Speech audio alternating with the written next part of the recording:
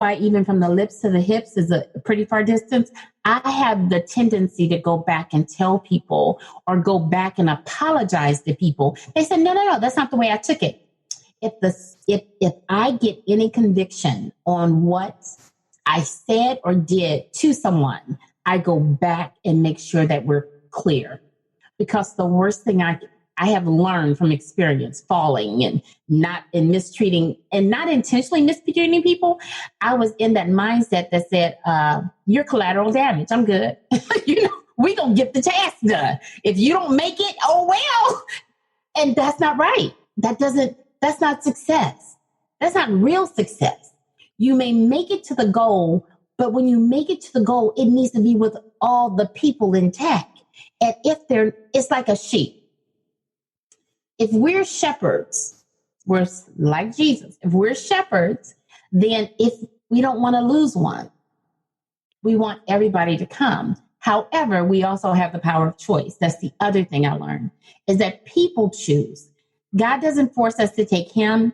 He doesn't force us to accept him. He doesn't force us to accept eternal life or his stuff. All of this. He doesn't force us. He just lays before us the choices and he tells us what's the right answer. And that's one of the things I loved about Napoleon Hill. The thing that triggered me more than anything is he said there's 2 envelopes. And one envelope is all the blessings or, the positive things that happen in your life when you control your own mind. The other envelope was the curses or the things that happen to you that's adverse if you don't take control of your own mind. And when he said that, it connected back for me as a person who believes God and the word of God. It reminded me of when God said, I lay before you life and death. Choose life. It was like, I love you enough to give you the right answer. You don't even have to say, what should I choose, God? No. Choose life. Choose the road of life. And that's what I had to choose. I had to choose the road of life, but that wasn't easy, Steve. It wasn't. I had to re-identify. No, I didn't have to re-identify. I had to find out who I was.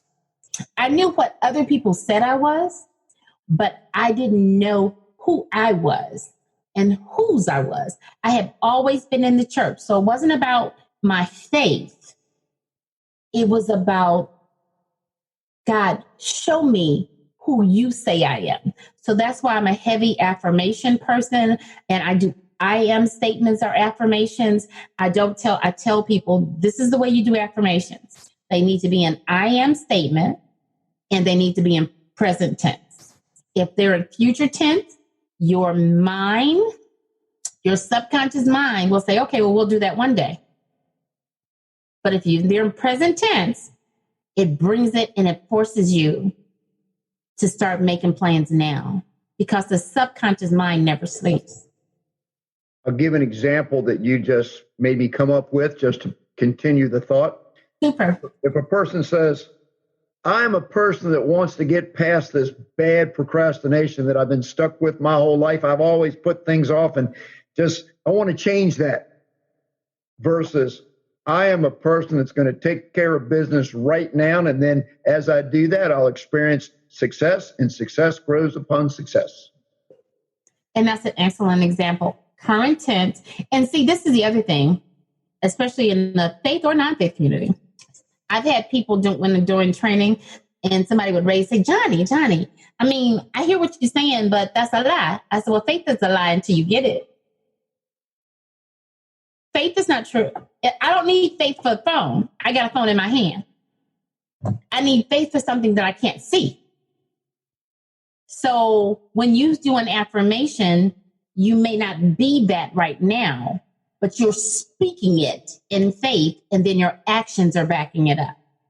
What I love about faith is that we don't know how it's going to happen, but we know that it is going to happen. And we believe that. And so we carry on now without a loser mentality that we've been defeated. Oh, let me read some more of what you've said in those 2 chapters. Everybody got to get that book. I've read that book 4 times now. The book is excellent. Excellent.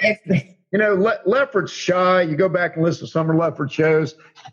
Lefferts put out a book that he took the Napoleon Hill principles, and there's been thousands of books written by all sorts of people about those principles, but maybe it's because I know Lefferts so well and I know his personality, but he really picked people that could communicate. And Johnnie, you're an unbelievable communicator. Oh, bless you. I want to go back to one thing you said. Most people are afraid to own up to when they're wrong, when they handle something that they feel like I should have maybe done a little differently. And some people are very, very overly sensitive, and that you don't want to go too far overly sensitive, but you want to be sensitive. And if you're a big enough person to go up to somebody and say, hey, I wanted to make sure you didn't take what I said wrong. I'll give you an example just the other day that you were involved in. Johnnie and I were involved in HamptonRoadsCares.org. I told you we were doing a public service webinar to help people navigate the corona virus to stimulate the package, the stimulus package. Right, CARES. Mm-hmm. And the CARES package. And Dave Richards put it together. And he has a son named Bond that I know very, very well. Bond's 29 or 30 now, and when he was about 9 or 10, I coached. I was his karate instructor along with Dave's wife. That's how I met Dave, through his wife for a couple of years. I was her karate instructor, and she brought Bond in there when he was a kid. So I kind of have seen Bond grow up for 3 years. Well, so he sat in on the webinar to kind of learn how to. He's got a small company, and he wanted to learn how he could get these applications done.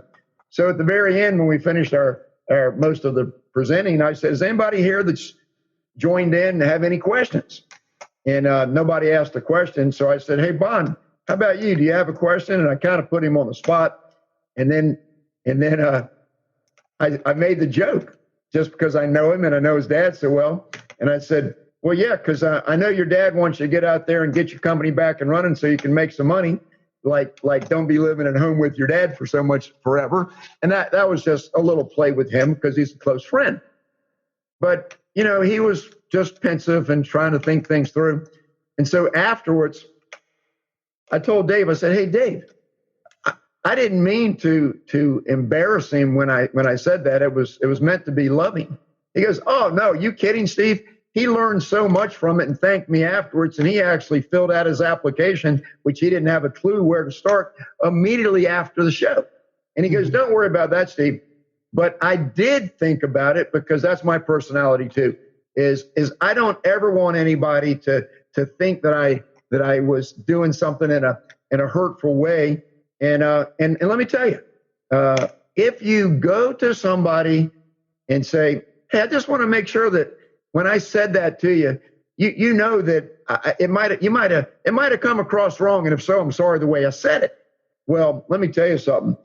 99% of the time, if you approach another person with an attitude like that, they're going to say, 'Hey, it's okay, Steve, man. I know you meant well. It's okay.' And if it was a little bit off to where they were a little not sure, they now know that Steve's a good guy. And I want people to take me as I am. I want to be a good guy. Hey, let me just tell you, I don't have a problem so much in my life that low self-esteem kind of thing. And I'm not an egocentric maniac kind of a person. But what I'm saying is, I want to express love to people. I want people to receive the love that I offer them and not block me out because they don't know about me. I don't want to come on people too strong or too hard. But let me read something about your purpose that you wrote, because I'll come back to that. Okay. Kind of got me off on a statement because I don't meet very many people that are so conscious about making sure that you weren't misunderstood. Yeah. Remember an old song when we were younger, and I got way past this, but I'm just a soul whose intentions are good. Oh, Lord, please don't let me be misunderstood. Be misunderstood. That was one of my theme songs when I was young because that was my personality. That was a good one. Okay, so listen to this. This is really good. I was at an amazing job as an executive leader, and there was something missing. I was one of those executives that was good at a million things, and I did well, very well, but I had not identified my definite major purpose. I'm going to hit the pause button for a second. A person that doesn't realize they haven't identified their major purpose, that has that much confidence in how good I am at what I do, is gonna maybe go off in a direction that's not going to be the best, the way we try to help people know more.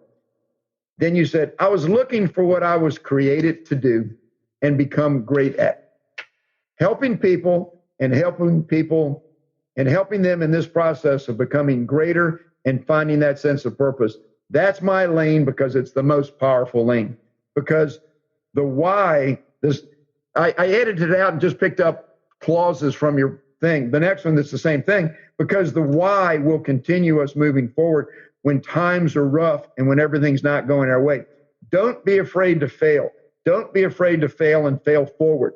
What you do is you fail, you learn, you adjust, and you keep on going. You fail, you learn, you adjust, and you keep on going. You repeated it for a reason, and when you wrote it, then you follow that process until you win, because failing is never final until you stop. You know, my slogan for right thinking that I've come up with is, don't quit, plan ahead, it will get better.